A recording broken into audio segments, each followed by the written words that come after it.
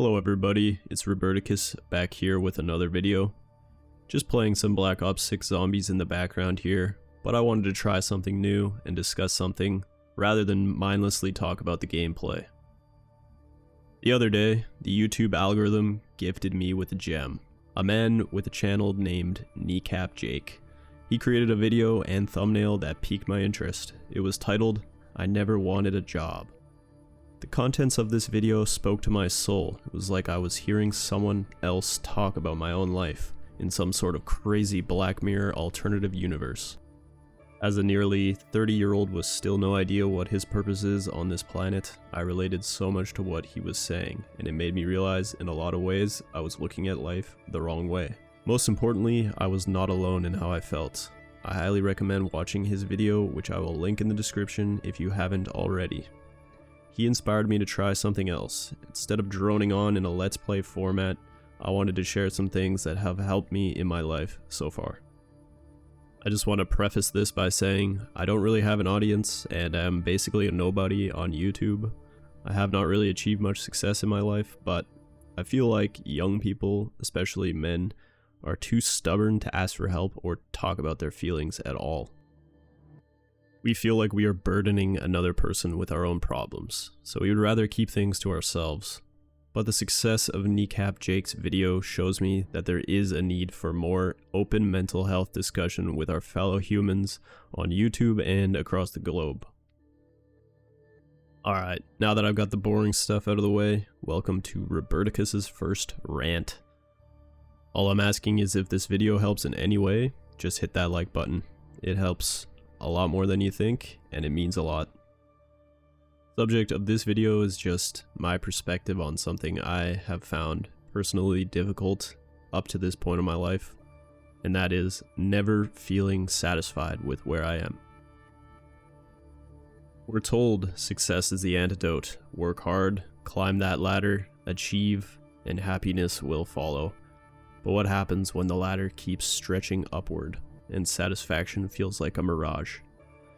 Today, let's talk about why finding peace at every rung of that ladder, not just at the top, might be key to saving ourselves or at least our sanity. From boyhood, men are handed an unwritten but very loud script. Be strong, provide, win. Society measures us by our output, our careers, our bank accounts, our YouTube subscriber count, our ability to stand unyielding against the storms. And for centuries, that script has worked, or at least it seemed to. But the world has shifted. The old markers of manhood feel less certain. And the pressure to perform has only grown heavier. Depression rates among men are climbing. Something I've learned is that part of the answer lies in how we chase success. A good analogy for this is the myth of Sisyphus. In Greek mythology, Sisyphus was known for his punishment in the underworld. His eternal task was to roll a boulder up a hill, only to watch it roll back down before he could reach the top. This futile and repetitive labor, even thousands of years later, has become a symbol of how life feels to some. We're taught that satisfaction waits at the peak.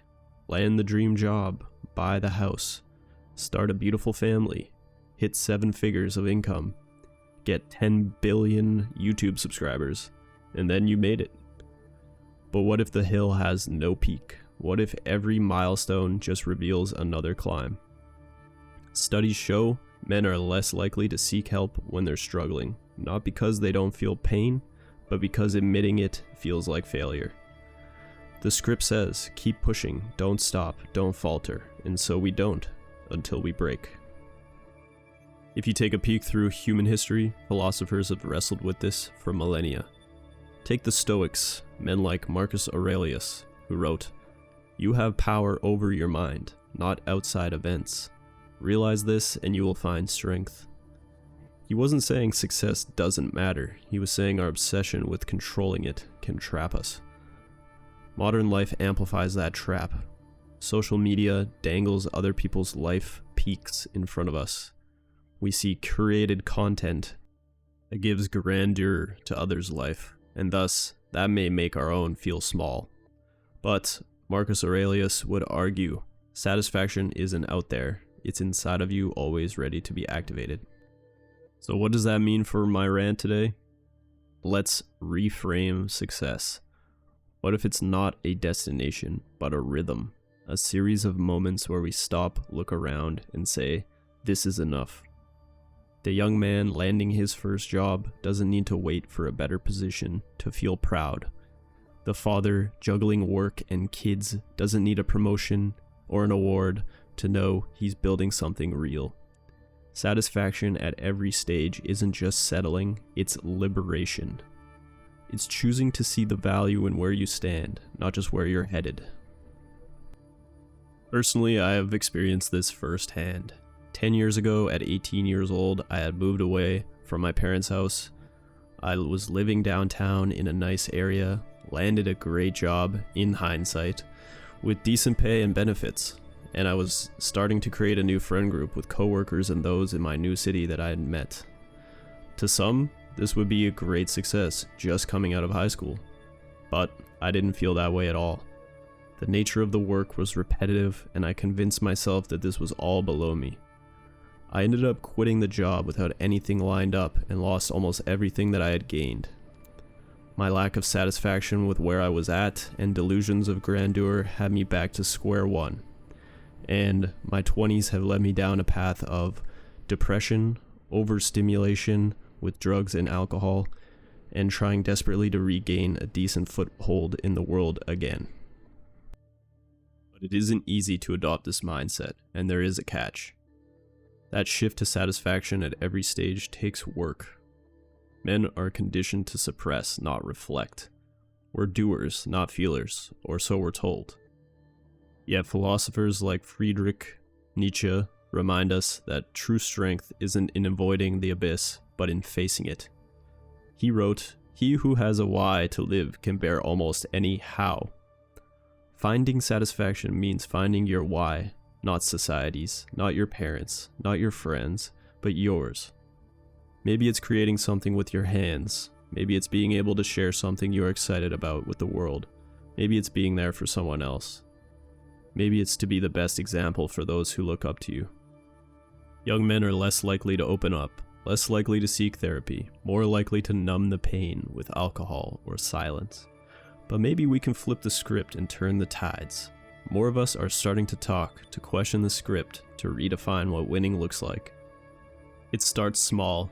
Celebrate the messy middle, the days you don't crush it, but you still show up. The nights you feel lost, but you keep going. That's not weakness, that's resilience. So here's my invitation. Let's stop waiting for permission to feel whole. Success isn't a finish line. It's a process, and every step matters. There are times when I look at my YouTube subscriber count, for instance, with dismay and think, is this all just a waste of time and should I quit? But the reality is that 470 plus people click the subscribe button on a faceless, relatively low effort, and new gaming Let's Play channel. In such an oversaturated niche, that is pretty incredible. Instead of beating myself up, I'm thrilled with where I'm at, and know that I simply have to bring more value to the consumers of these videos if I want to see more success. You get what you put in. So to wrap up this video, I just want to say that men's mental health doesn't heal in the shadows of unspoken grief. It heals when we embrace the full arc of being human, struggle, triumph, and everything in between. Satisfaction isn't the reward for winning. It's the courage to live step by step and call it enough. Maybe that's the real strength we've been searching for all along.